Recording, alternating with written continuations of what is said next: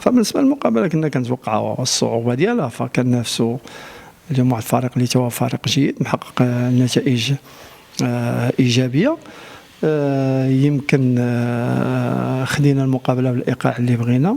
دوزيام ميطون كنا كنتسناو بانه نزيدوا نرفعوا من الايقاع بتغييرات، لكن جا الطرد هو اللي شيئا ما اثر على البلان اللي كنا حاطين باش نقدروا نساليو به المقابله. لكن على العموم الدراري قاموا بمقابله جيده، حاول ما امكن انهم يتفاداو، لانه في النقص العددي حاول ما امكن اننا نتفاداو على الاقل نديو نقطه في نقطه، لانه المجريات ما مشاتش كما بغيناها، وحاولنا ما امكن اننا نعزوا وسط الميدان، ونحاول ما امكن نبقاو باللاعبين اللي هما على الجانب الايمن والجانب الايسر من اللاعبين سرع، وهادشي اللي خلانا بقينا غاديين، خلينا واحد التوازن خلقناه للمجموعه، ونقطه دائما كتخلينا حتى حنا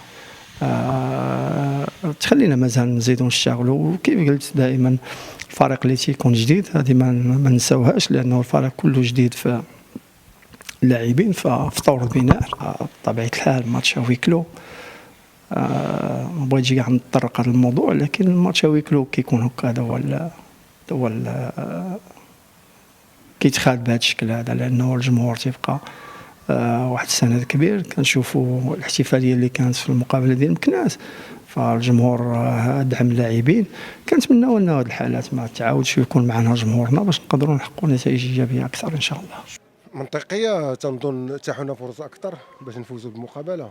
تنظن تكتيكيا كنا في مستوى عالي، تنعرفوا الفريق الجديدي نقاط القوه ديالو، فاستطعنا الحمد لله بالمجهودات ديال اللاعبين نحاولوا ما امكن نضعفوا هذه نقاط القوه. فتنعرفوا لاعب وسط الميدان ايمانويل لاعب جيد، كذلك لاعب اللي تيلعب في الجهه اليمنى او الجهه اليسرى ديال الفريق الجديد فريق لاعب جيد، فحاولنا ما امكن باش نضعفوا هذه النقاط. كذلك اللاعب الديب في وسط مهاجم اوسط، فشفتوا هاد اللاعبين في هذه المقابله ما كانوش في المستوى المعهود.